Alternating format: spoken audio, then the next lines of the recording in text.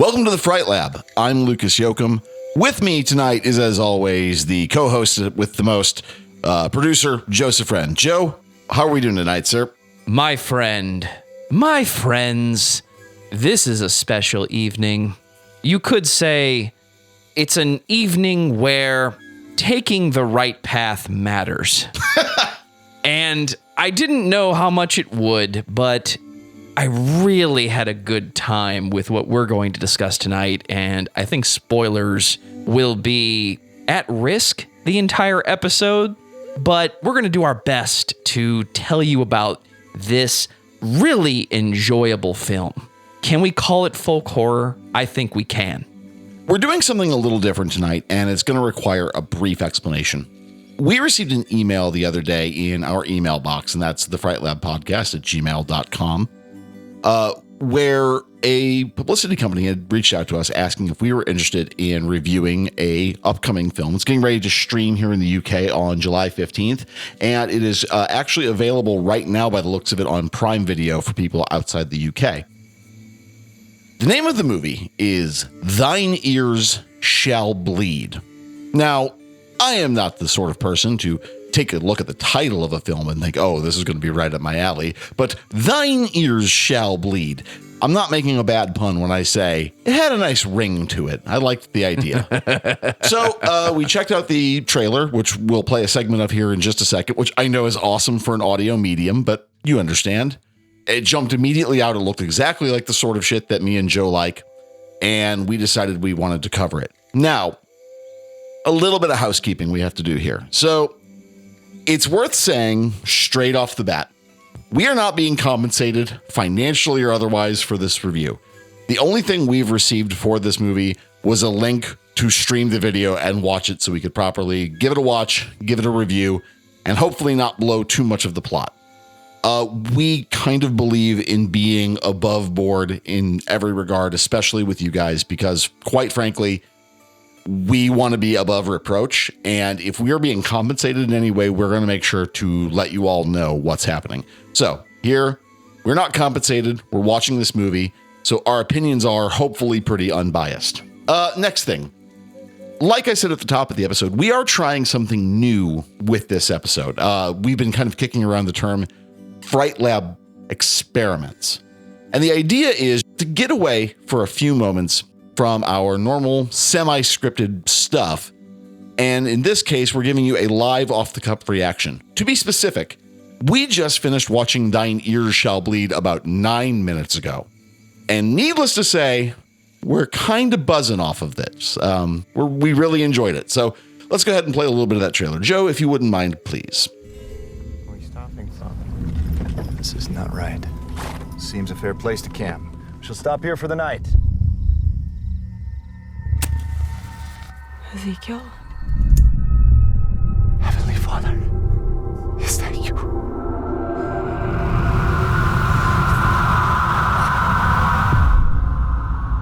God hath spoken.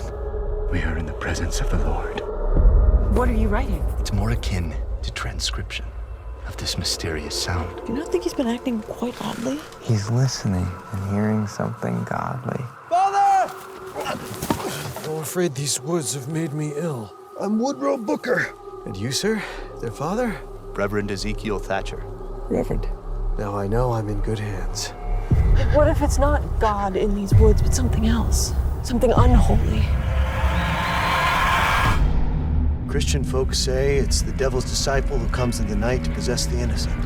Something strange and unworldly is afoot. Father says we're in the Garden of Eden. It is not Eden. It is sorcery.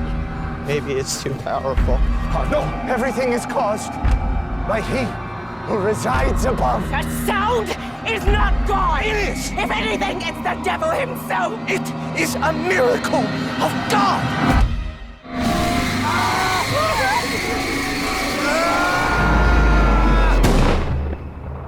You shall not infect me!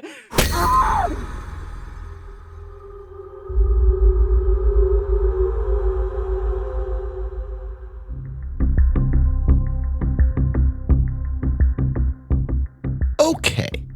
Thine Ears Shall Bleed is a I don't know, folk horror, religious horror thing. And it is, in my opinion, one of the best indie movies I've seen in a short while. So, real quick, the cast is Hannah Cabell, Andrew Hovelson, Duke Houston, Lucas Nira Verboige, maybe I just like that name, I don't know why, and Leah Zawada. It was directed by Ben Bigelow and was written by Ben and William Bigelow. It was filmed in the U.S., in Montana, and has really, really good music by Jacques Brautbar. So, by the by, if I mispronounced anybody's last name there, sorry about that. Don't know what to tell you. So, let's kind of just... We want to talk a little bit about this movie without spoiling it, because quite frankly, it's really good and it doesn't go in directions you think it's going to go. And if we start talking about the plot too heavily, we're going to just completely flatten it and not give you a reason to spend $4 American or whatever it ends up costing if you are not in the United States to rent this film. Capsule review. Like I said, folk horror, religious horror thing. It is set in the American West, presumably in the North, like Montana, where it was filmed. And it follows a pastor, his wife, son, and daughter as they are headed west to deliver a musical organ for a church. This guy really loves his organ. You know, we cracked all sorts of Freudian jokes during the watch of the film. We will avoid that here because we are, if nothing else, classy. Now, simple setup. They're passing through the woods, through the mountains, and it appears that they take the wrong fork in the road. Things, as you might imagine, go a bit awry. So just starting right off the top, one of the things that I really appreciated about this film was that visually it was really beautiful. I have to give credit to the director and his team for really capturing the kind of feral beauty of that part of the country. It was really beautifully done. The cast looked great on screen. They looked like a fairly coherent family. All in all, it was a well put together film. It was well produced, and it shows a lot of care was put into this movie. Joe, I know you have the IMDb up right now. I don't think there has been a listed budget, but I can tell you that whatever it was used extremely effectively. It's really, really beautiful. It's punching way over its weight class, in my opinion. The trailer for this film will tell you that there's something in the woods, and it's described in the summary as a mysterious sound. And the family, believing the sound to be God, they worship it, or some of them do. And until they discover the sound is sinister. I'm paraphrasing the overview, of course, because that's, of course, when it goes sideways. This film is not every folk horror you've seen in your lifetime, but it has a vibe that reminds me of Kubrick's Shining, and I really enjoyed it. There's a lot that is done with this very small cast of 5 people, and I enjoyed the premise. I enjoyed the setting. I enjoyed how simple it was, and even when it went back to a theme a little more than I wanted it to, it made me laugh. And any horror movie that makes me laugh, I'm in for the long haul on that. That's an interesting point, that it starts to go sideways and you can't really tell where it's going to go with that. Like I said, one of the things that I was really impressed by is that you would think that a small cast would have to be very, very chatty to make it work. You've got a lot of runtime. You've got to basically fill up. And they do this really neat thing where they're kind of it seems like they're beating a subject to death, but they're really not. They're doing this constant ramping up. And I feel like there's almost a plot element because there is so much physical without spoiling anything, there's a lot of physical wraparound. There's a lot of elements of cycles throughout the film. There's a lot of returning to a point that seems to happen over and over again. And they do that both visually and in terms of plot content. It's actually really smart in that regard. It doesn't really show its hand very early. It starts getting weird pretty early into the runtime, but it doesn't actually, you don't really, pardon the term, it doesn't show all of its cards until really the last minutes of the film. And the pacing on it was really, really good. Joe, would you do me a favor, since you're looking at IMDb, pull up the director real quick, because I don't know if this is an early film in his filmography or what, but I'm really curious. Okay, so he's done Thine Ear Shall Bleed, which just came out. In 2018, he was the editor on a short film called The Desert. He was the editor on a TV series called The Basement Boys, which I've never heard of, but I don't watch a lot of TV, so that's not really all that surprising. So, yeah, it looks like this is his first full-length feature, and holy shit, he really came out of the box swinging on this one. It was a really well done thing. I hope that Mr. Bigelow continues to do more horror, because I really liked what he did with that. That was really good. Yeah. So also the music. Holy crap. I loved the score. I loved the low cellos that just ramp up throughout the film, and the sound that the trailer talks about and the synopsis talks about. Ear piercing, my friend. And I didn't even have the full system turned on. That was a difficult transition. Yeah, we were watching the film in front of Joe's TV and sound system, which, Joe being a music guy, as you can imagine, his sound system is slightly better than my piddly little thing I have at home. It sounded great. The score was, I don't know if this will make any sense or not. It reminded me very much of like a dark ambient recording. Think like Atrium Carceri or any of the Cold Meat Industry guys, when that record label was still around.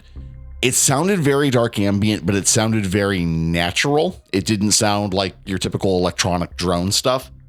Imagine if Coil decided to do an acoustic album, maybe. I'm struggling That's for an interesting view. That is a gut churning, awful concept that I'm glad never happened in a particular way. So all in all, like just as a production, I think it was really, really good. But we started off the episode with the question, like, is this folk horror? Is this religious horror? I think there's some parallels we can draw with this movie compared to some other movies. Joe made the reference to this being kind of like The Shining in a way. I would say that this is what happens if the script of The Shining made Sweet, Sweet Love, probably in the woods, to the film Eyes of Fire. And this would be its, I don't know that love child is the right word here. Hate child, forced spirit child. I don't know. There's some Blair Witch vibes in there too, and it's done well. There's some love letters to films that have been around for decades, but I like that comparison. I think that was the one we started with. It looks like Eyes of Fire mixed with a little Shining in the Blair Witch, and the payoff, what it builds towards, you can see it coming, and it shows you that it's coming, and it's still good. The ending, the punchline, it's worth the buildup, and everything that's in the trailer, the family arguing in the woods and the sound, the things that they do to try and alleviate themselves from the evil, or is it evil? This is a really good movie done with very little of a budget. If anything, this movie looks like it was made on a hillside and they just changed the camera angle a few times. But you said it earlier, they use what they have, and it's done really, really well. Well, that brings me to kind of the point I was hoping we would get to, because prior to seeing this movie tonight, all we had seen was the trailer. And we all know that you cannot really rely on trailers to tell you anything about a film. You can't decide at any point if it's going to be worth watching based on the trailer. We say over and over throughout episodes of the Fright Lab, if you've listened to everything we've said in the show, if you've listened to multiple episodes, you know that we are kind of gaga about indie horror and just kind of indie media generally. We really like it when someone says, to hell with it, I'm going to do it myself. When people take that DIY ethos and actually go out and make movies or make media, whatever. This movie kind of nails that, right? Again, we don't know what the budget is. We've never talked to the director. And hey, Ben Bigelow, if you're listening to this, and I hope you do, because we are singing the praises of your film.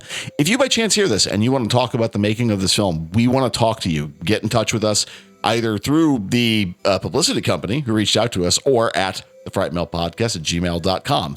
I'm really good at sticking these plugs. Okay, moving on from the joke. This movie does that very, very well. It takes a little and does a lot. It is one of those real victories of indie filmmaking that you just don't get to see very often. And what I love about that is it kind of proves a point. You know, something that I've been dealing with personally since starting this show is the notion of, you know, you're always, pardon the pun, given the context of the film, you're kind of a voice in the wilderness. And this is one of those movies that shows, yeah, you are, but there's a lot of other people in this very big wilderness kind of all doing their own thing. And I like to see that a lot. I actually have been really pleased to see the outreach of indie horror in the last few years, and I think it's going to just keep getting better and better. A movie like this proves that to me. A movie like this kind of illustrates perfectly that there is good stuff going on out at the fringes.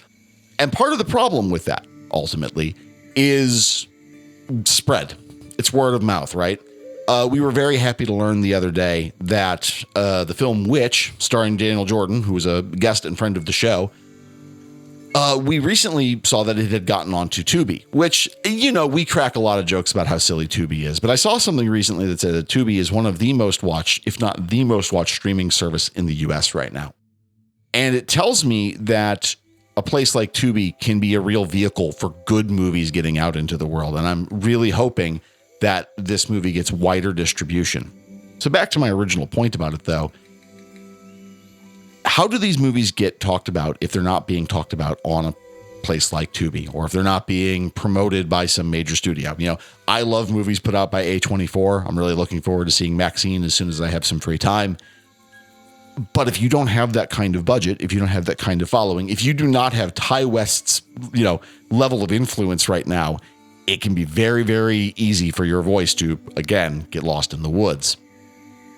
But we got lucky. We have a platform, and we had a very nice group of people reach out to us about these movies, and it's been a lot of fun. And I don't want to harp on this too long because this was not meant to be a long episode. I don't have a lot of recorded material, and I'm finding out that improving is a lot harder than I initially realized.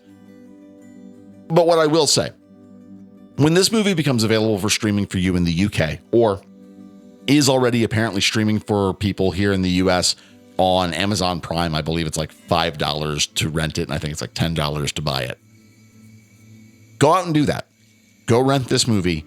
Or if you've got an extra paycheck burning a hole in your pocket, go and buy this directly. It is an excellent film.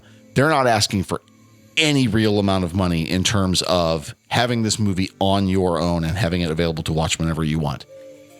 This is kind of the real victory of indie filmmaking, as we have movies after movies after movies coming out right now that don't have great big budgets, don't have great big casts, don't have great big names. They're being made by first-time directors with a real cool vision and a really interesting idea, and it works. So I'm going to leave that there. Joe, do you have any other like final thoughts about Thine Ears Shall Bleed?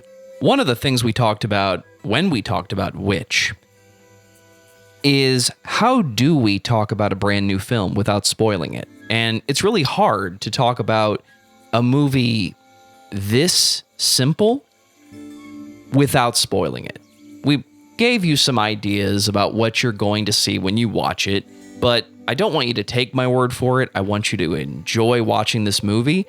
Like Lucas said, spend the money however you can and watch this film. Enjoy it. Get yourself a beer. Get yourself some pizza. Get yourself some popcorn. However you like to enjoy your films. And let this one be. You're going to see a lot of things you're used to, a lot of things you're expecting, but you're not going to see them in the same order. And that is creativity. That is something different. That is something enjoyable.